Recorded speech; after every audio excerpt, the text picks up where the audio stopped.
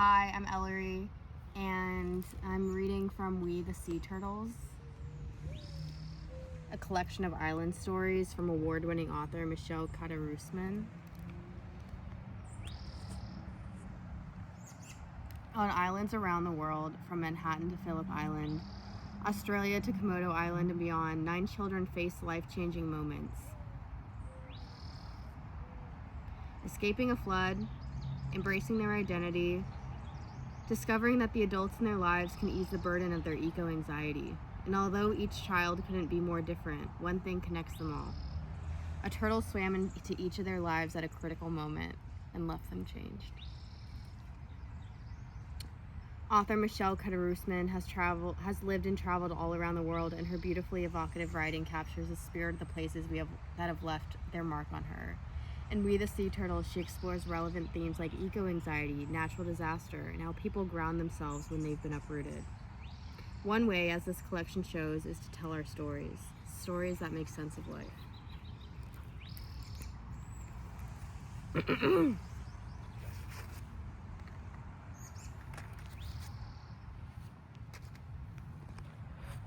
It's also Fruit Booty / Fat Butt Friday. Maria, that's what Maria's working on.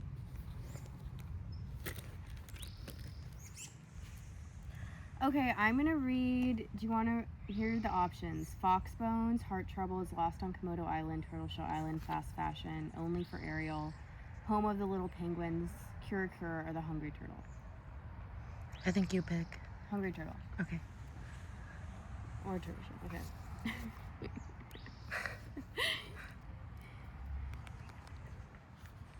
My camera person is a person.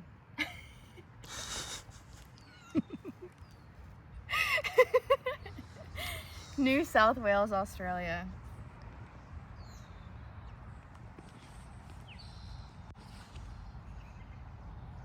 The author acknowledges the peoples of the Bundjalung Nation as traditional owners and custodians of the land this story is set on, and pays respect to their elders past, present, and emerging. The author respects that the land, waters, and sea are of a spiritual, cultural, and economic importance to Australian Aboriginal and Torres Strait Islander peoples.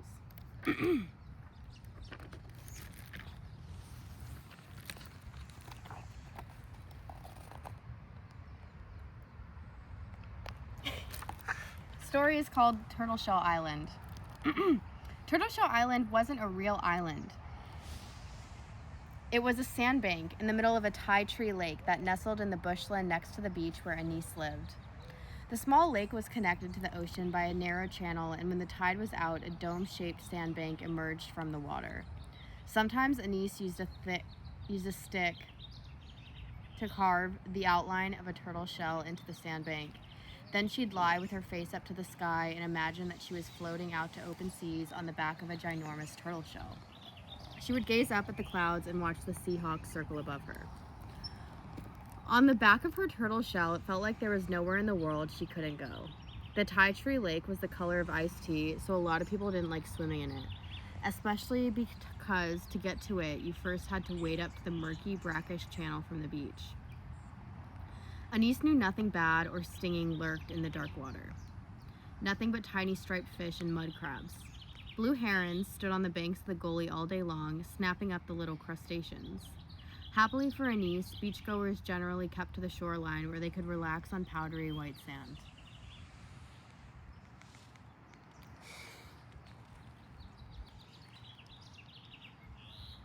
On the northern coast of Can we do a glide? On the northern coast of New South Wales in Australia, where Anise lived, the weather conditions often changed from moment to moment. The wind could switch directions, north to south, south to north, galloping up the beach like a racehorse before vanishing completely. It was normal for the sun to blaze, then hide behind a cloud, taking the heat with it.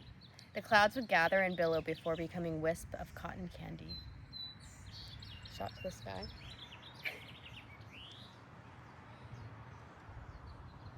Rhythmic teal-blue waves would lap gently at the beach, hiding riptides under the surface. On an ordinary day in an ordinary summer, storms did bring heavy rains. But the showers usually eased after an hour or two, and the sun would emerge again, steaming up the concrete footpaths like a sauna. And like magic, everything would become calm at dusk, and nothing would be heard above the raucous screech of the cockatoos perching in the towering blue gum trees. But this was... You said trees. But this was not an ordinary summer.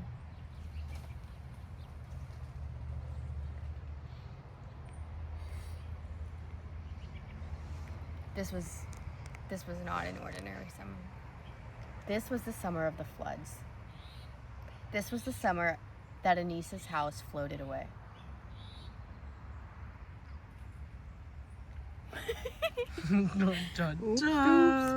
Anissa and her mom lived in a caravan park close to the beach. When Anissa heard the first raindrop slap down on the metal roof of the caravan, she was settling into bed. She had just turned on her bedside lamp to read a book called Rainfish by Andrew Patterson. Skylark, her mum, was hanging up bunches of fresh mint and rosemary to dry. "Here she comes," announced Skylark. "Daz at the fish shop said. Daz at the fish shop said it'll come down tonight." She peered out of the caravan windows. Fishermen always know.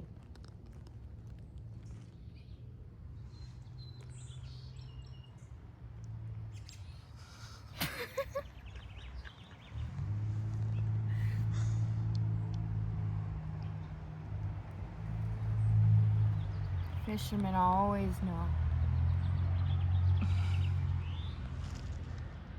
Those first fat raindrops on the caravan's roof soon became a rat-a-tat-tat sound like the snare drum in the school band.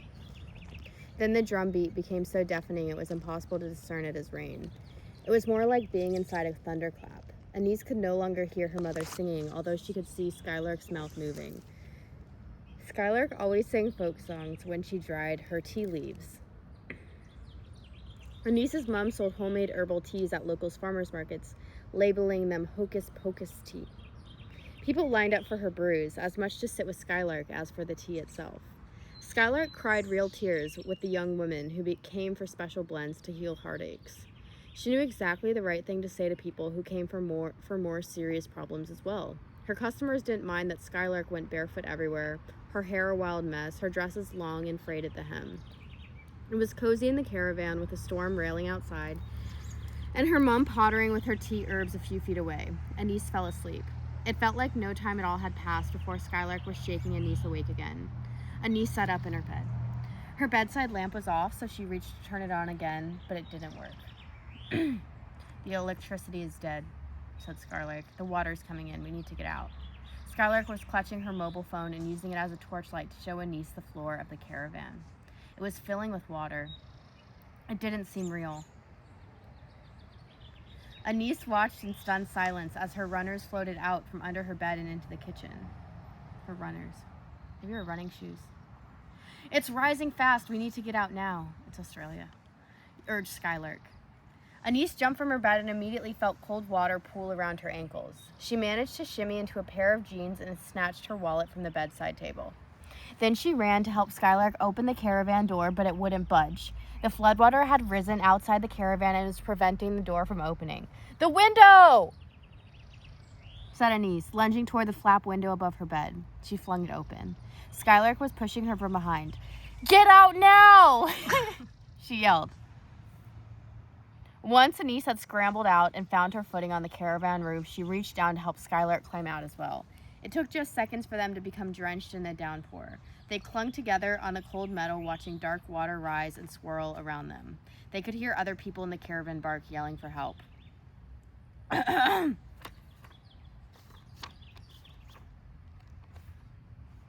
There's 8 more pages. "What do we do now?" Anise had to yell so her mom could hear her above the storm. Skylark kept checking her mobile phone beneath her jumper where she was trying to keep it dry, but there was no signal. Do you want me to keep going? Do you want to keep going?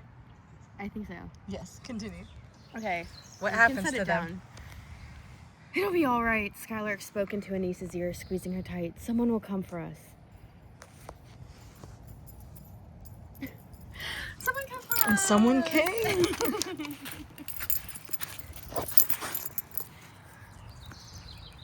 I'm gonna skip to the end.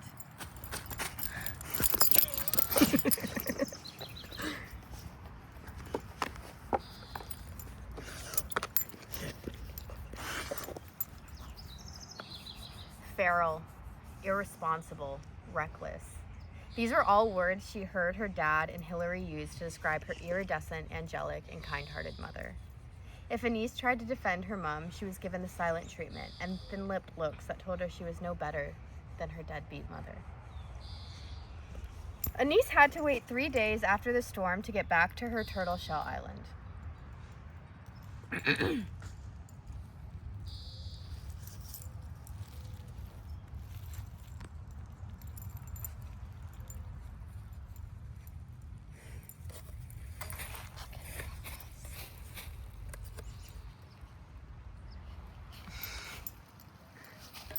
The downpour had turned the beach into a frothy mess of toxic foam, a mix of rain, seawater, and floodwater runoff.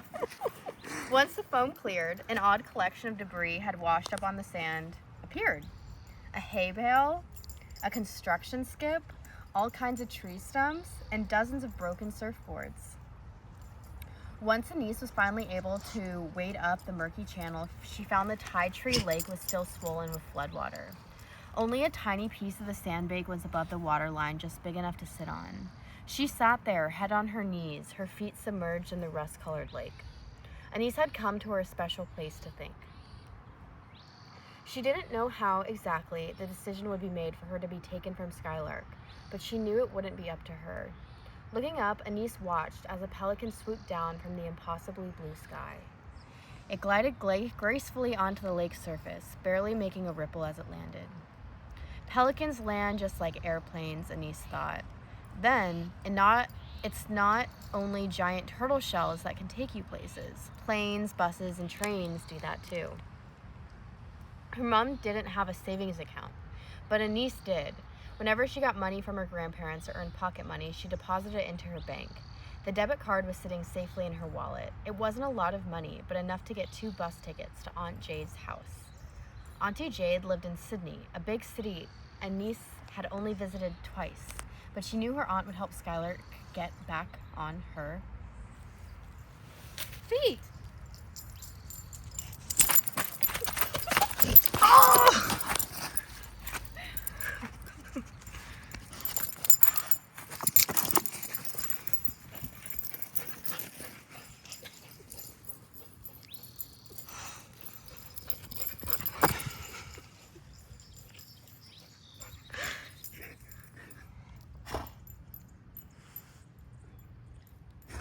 A short time later, Skylark's eyes were full of adventure as she followed her daughter onto a coach that was heading to Sydney. They stowed no bags on the bus because they carried nothing. They had nothing, but at the same time, they had everything. They had each other, and they would stay together. I'm sorry I skipped over the turtle part. I think it happened in the midst of the disaster. The turtles are here. The turtles are here. Let me see if I can find it. So she was at her father's house. Turtle. Oh, the island itself was called Turtle.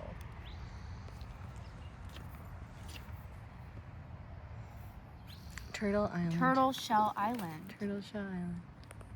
And we're on Turtle Island, but this is Turtle Shell Island. Interesting. Sometimes Anis used a stick to carve the outline of a turtle shell into the sandbank. Then she'd lie with her face up to the sky and imagine that she was floating out to open seas on the back of a ginormous turtle shell. She would gaze up at the clouds and watch the Seahawks circle above her. Turtle Shell Island wasn't a real island. It was a sandbank in the middle of a Tide Tree Lake that nestled in the bushland next to the beach where Anis lived. The small lake was connected to the ocean by a narrow channel, and when the tide was out, a dome-shaped sandbank emerged from the water. Sometimes Anise used a stick to carve the outline of a turtle shell into the sandbank. Then she'd lie with her face up to the sky and imagine that she was floating out to open seas on the back of a ginormous turtle shell.